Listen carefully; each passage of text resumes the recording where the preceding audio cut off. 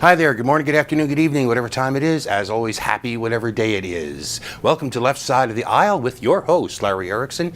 And for the next half hour, I'm going to be talking about some things that I think are worthy of your attention and that you should know about and you should think about and maybe even do something about. If you have any reactions to the show, any questions, any comments, whatever, you can contact me directly. My email, my personal email, whoviating, WHOVIATING at AOL.com. And if you didn't catch that, go to my website, Lotus Surviving a Dark Time, and you can get the email address from there. You can leave a message there or comment there if you prefer. As always, however, if you do send me email, please include something in the subject line and make it clear this is not spam, of which I get way too much. And be a little patient about getting an answer because I'm slow about answering email, as other people can attest. So with that out of the way, I'm going to start actually today with something I've been meaning to do for a while. And I keep forgetting. So this time I decided to do it at the beginning of the show because that way I couldn't forget. A short while back, I heard on another show on this station someone making a claim, a factual claim about a political issue. It was a claim of fact. Actually, it was an assertion about a government practice that I never heard of before.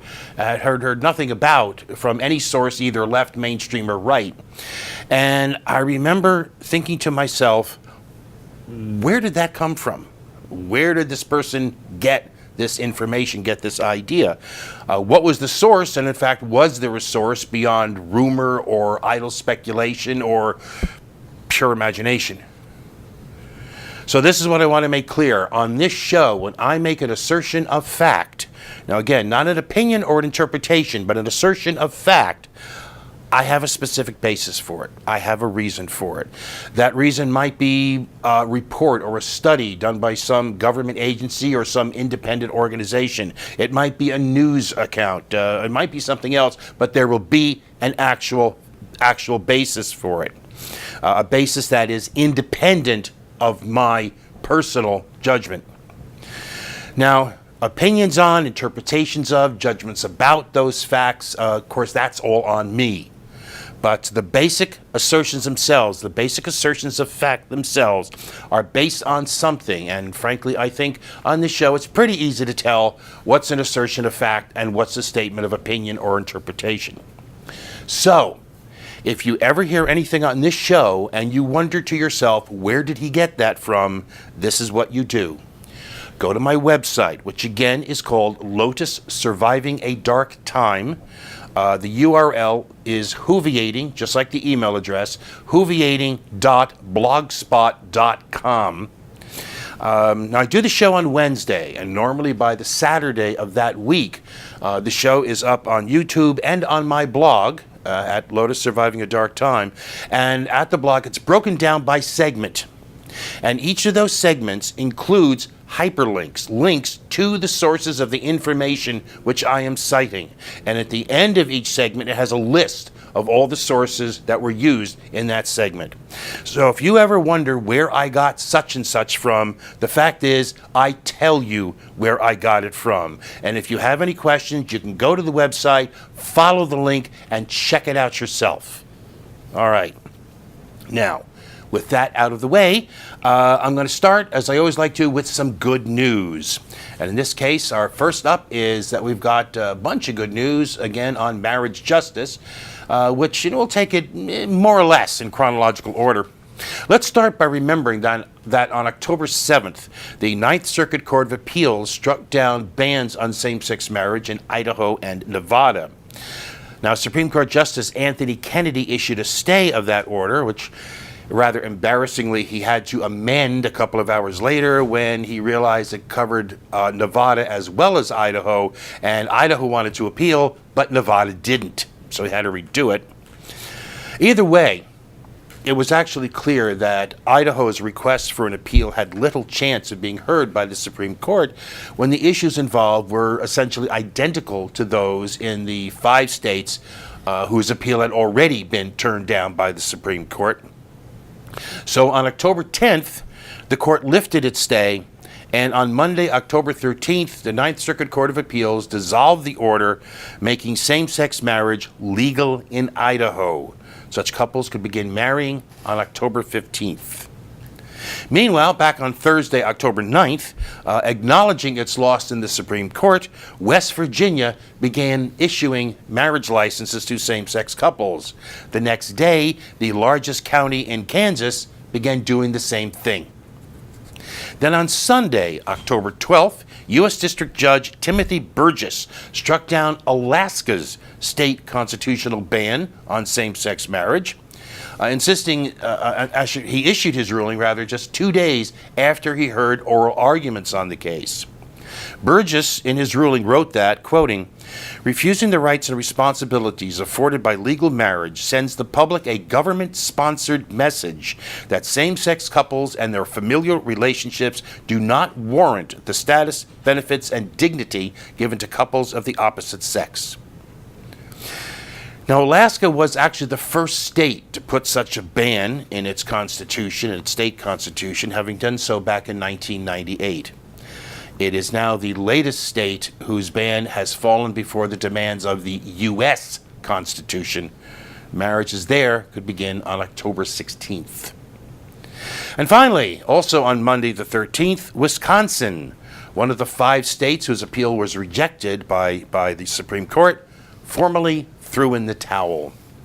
The state announced that the 500 same-sex couples who had gotten married before the lower court order striking down the ban had been stayed, that those marriages will be recognized by the state of Wisconsin, and that in the future the state will treat same-sex couples and opposite-sex couples the same way regarding marriage.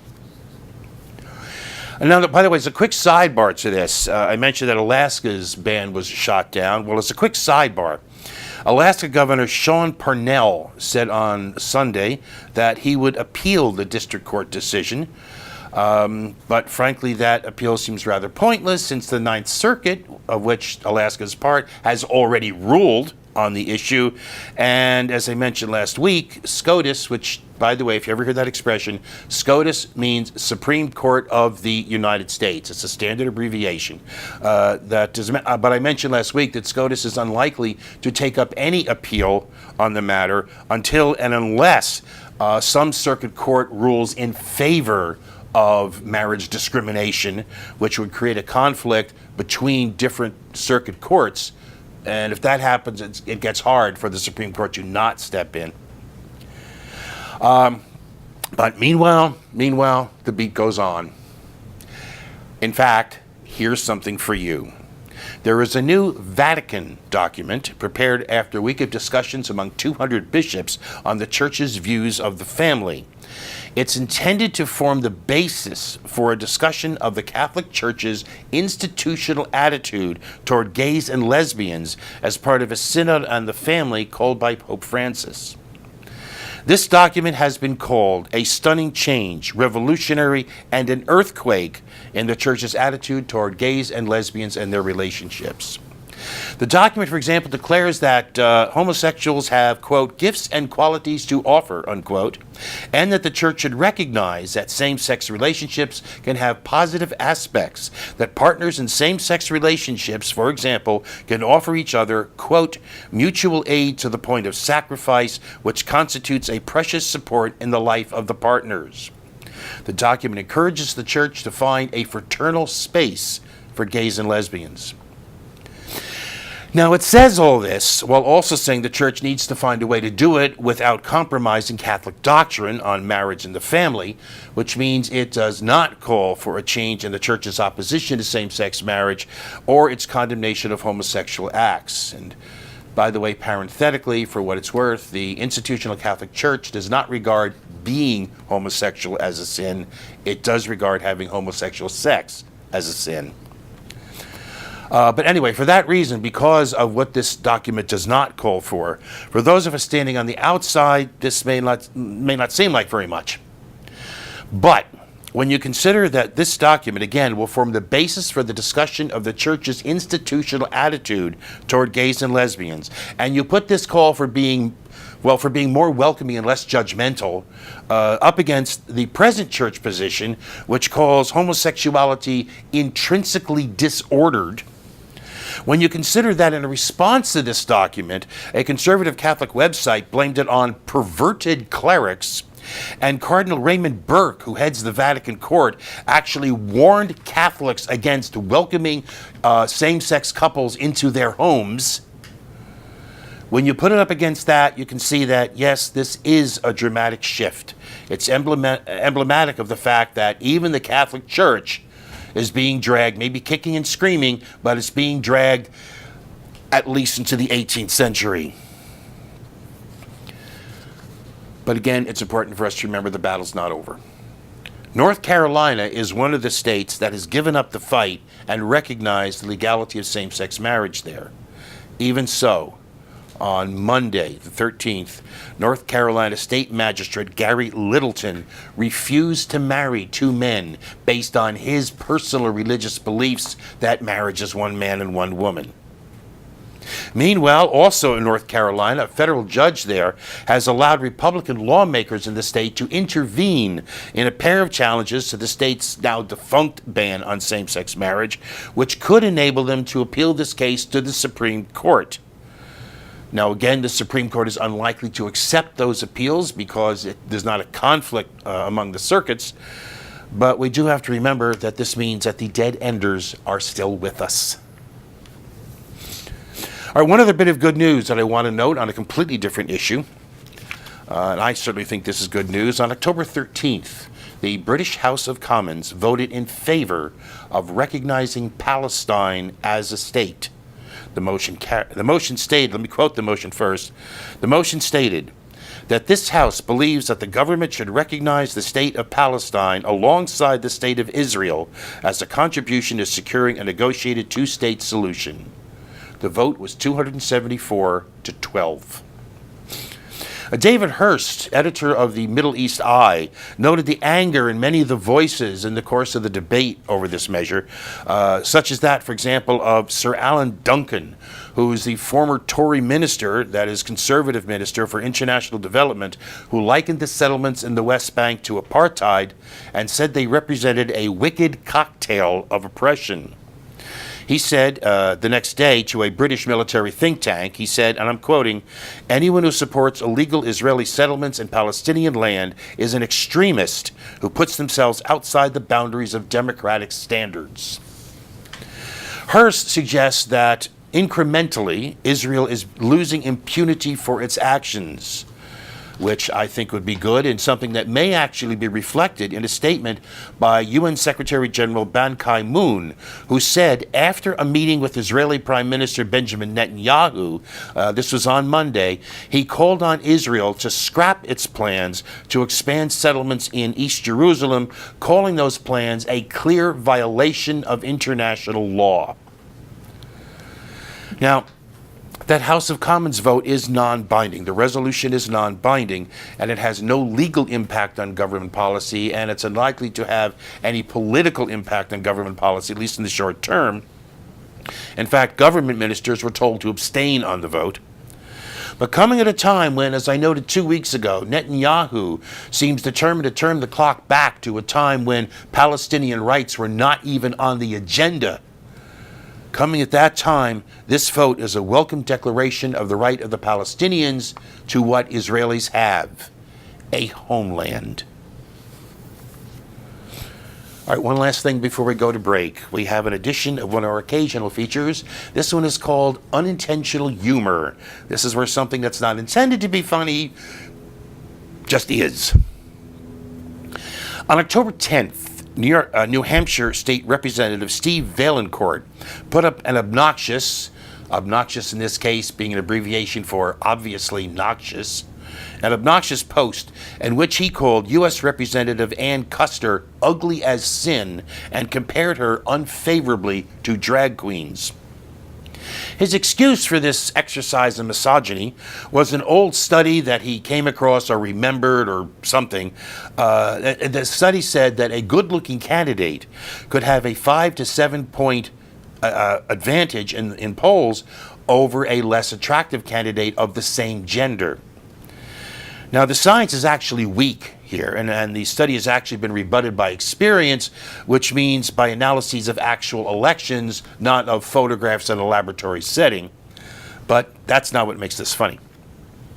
Nor is the fun found in the fact that his comments were so outrageous that even the person who was supposed to benefit by the comparison, Custer's opponent in the election, Marilinda Garcia, said, quote, "They are sexist and have absolutely no place in political discourse." Although that does help the humor. But no, the real humor, the unintentional humor here, is that Steve Vaillancourt, the guy who hopes that voters judge candidates by their looks, is this guy. We're taking a break.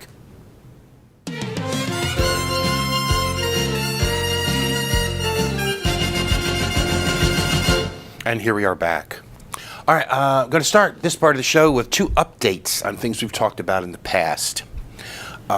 First is, a lot of us may have forgotten about Ferguson, Missouri, the place where unarmed 18-year-old Michael Brown was shot down by a white cop on August 9th.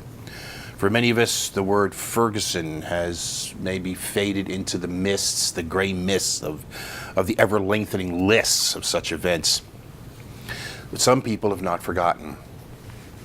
On October 13th, hundreds of people braved pouring rain and tornado watches to stage a 4-hour rally outside the Ferguson police headquarters.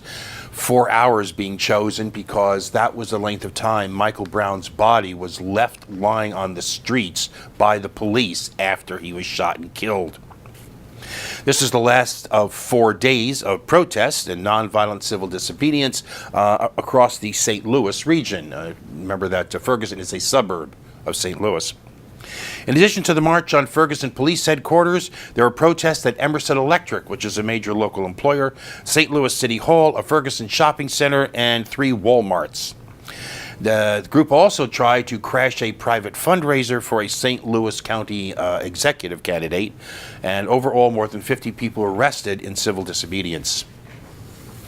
Among those attended the actions were Christian, Jewish, and Muslim clergy members, some of who approached individual cops at the scene at the police station and asked them to repent for Brown's killing and other acts of violence. One of those cops, Ray Nadsdick, if I'm pronouncing his name correct, Nabsdick, he gave this remarkable answer to that plea. I'm quoting him, "My heart feels that this has been going on too long. We all stand in fault because we didn't address this." If that conviction can spread, it will reduce the chance of something like Brown's killing happening again, which can't happen soon enough. Since Brown's death, 3 other black males have been shot and killed by police in the St. Louis area. Our other update is about voter ID. And by the way, just to make sure that you understand, voter ID is actually, although it refers specifically to the idea of having some kind of identification when you go to vote, it actually is the term is sort of shorthand for a variety of voter suppression tactics that are being employed.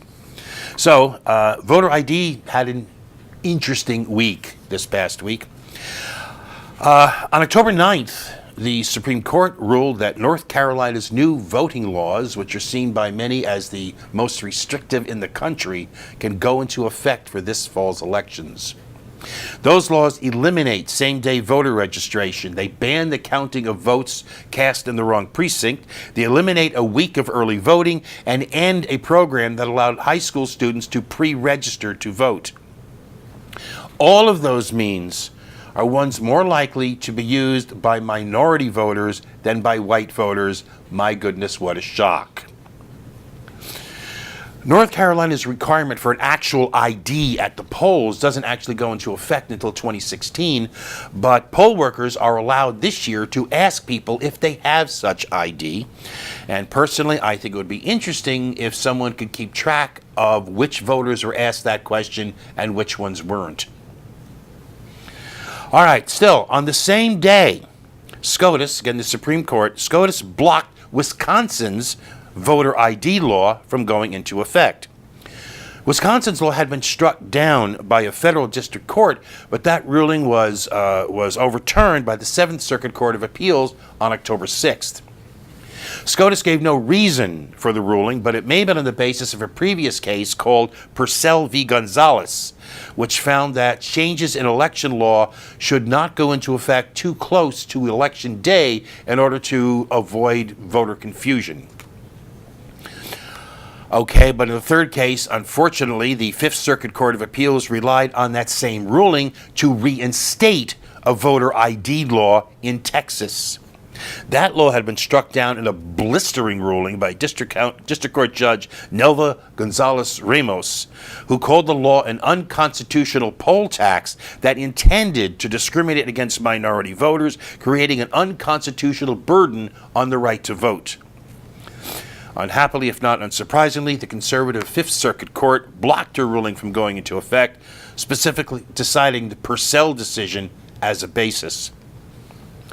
So, voter suppression advances in North Carolina, it advances in Texas, and is held back in Wisconsin. Voter suppression 2, right to vote 1. It's not a happy score.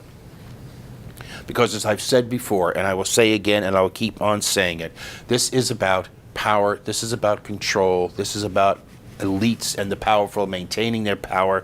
Bottom line, if the right wing thinks you are a part of a group that will not vote for them, they will try to keep you from voting at all. They want to take away your right to vote. Don't you ever forget it. All right, moving on from there, it's time for one of our regular weekly features. It's the Clown Award, given as always for meritorious stupidity. Now, you may have heard about this, you may not, but even so, here it is anyway. The winner of the Big Red Nose this week is Satya Nadella. He's the CEO of Microsoft.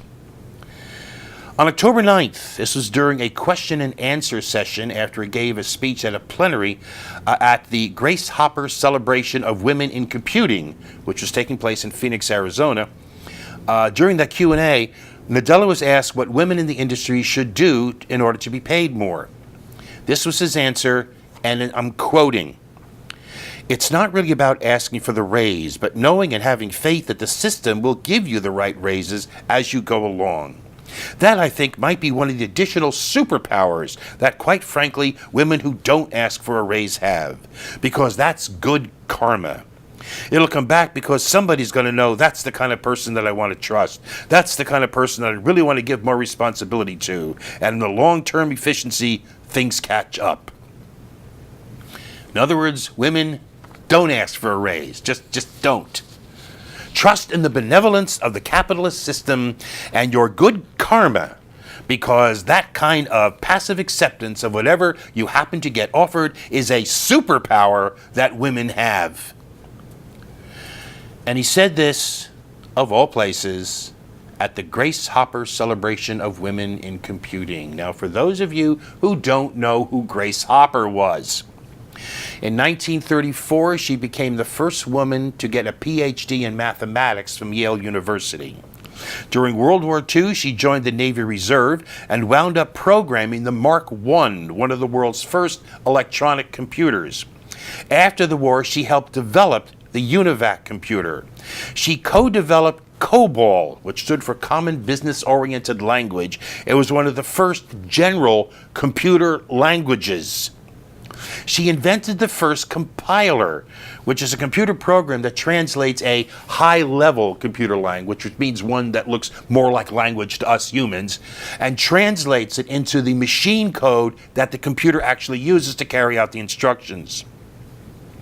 And to top it all off, she is credited with popularizing the term bug for a problem with a computer program after she solved a malfunction in the Mark I by finding an actual bug, a moth, stuck in a relay.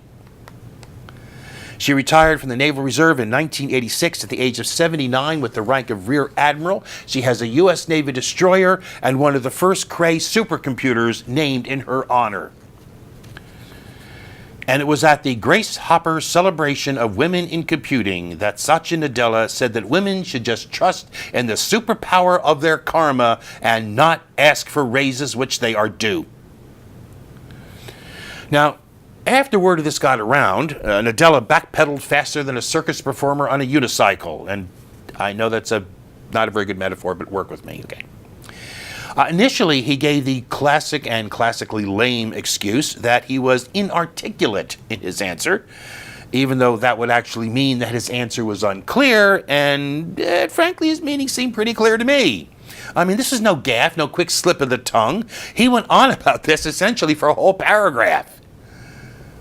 And apparently a lot of other people reacted the same way I did, because within hours he was sending an email to Microsoft employees falling all over himself to take it all back. Oh yes, men and women should get equal pay for equal work, he said. And oh yes, if you think you deserve a raise, you should just ask for one. Oh yes.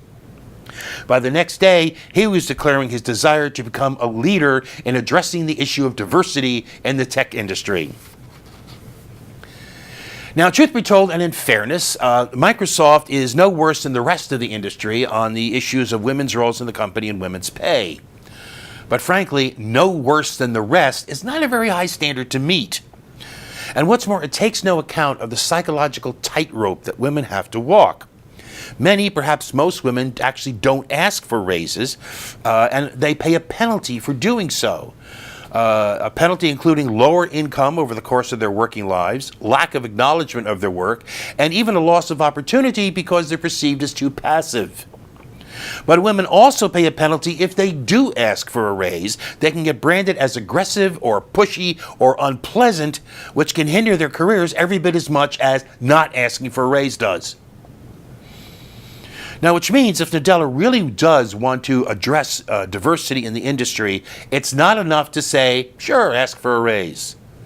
And it's damn sure that telling women they should depend on the superpower of their good karma marks you as a complete and total clown.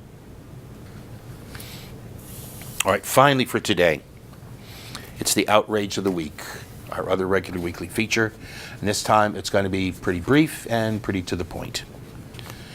More than 20% of workers laid off in the last 5 years haven't found new jobs, according to a study out of Rutgers University that was released a couple of weeks ago. Among those who say they found a new job, 46% said it came with a pay cut and 44% with a drop in status. 2/3 of all adults say the recession has hurt their standard of living, and more than half of them say that they think that those changes are actually permanent. Despite 5 years of economic recovery, poverty is still stubbornly high in the United States. According to the latest figures from the Census Bureau, more than 45 million people, over 14.5% of all Americans, lived in poverty last year. Now, that's actually half a percentage point lower than 2012, but it's still 2.2 percentage points higher than 2006. By the way, poverty level here was defined as an annual income of no more than $11,490 for a single person, $23,550 for a family of four. You earn more than that, it's not poverty. Meanwhile, median household income in the United States stood at just under $52,000 last year. That's 8% below where it was in 2007 and 9% below where it was at its peak in 1999. 15 years of essentially getting less than nowhere. And while all this is happening, the Wall Street Journal can whine about how you can be making $400,000 a year, which is approaching 8 times the median income in the United States. You can be making $400,000 a year and still feel like you're just scraping by. And the administration of Wisconsin Governor Scott walk all over you can reject a call to raise the minimum wage in the state by saying that there is no reasonable cause to believe that the minimum wage, which is $7.25 an hour in Wisconsin, that's $15,080 a year full-time, that's less than 2/3 of the poverty rate for a family of four, his administration can say, quote, there is no reasonable cause to believe, unquote, that that is not a living wage. I've said before, and I will say it again, the rich in this country are, on the whole, sick. Psychologically, spiritually, ethically, morally, sick to their very souls. They are an outrage, matched only by the outrage in the fact that we continue to put up with it. That's it for this week. All right, I'm going to wrap it up there. So for the moment, instead of going on about anything, I'm just going to stop. And I'm just going to tell you, you have the best week you possibly can. And we will see you next week. Peace.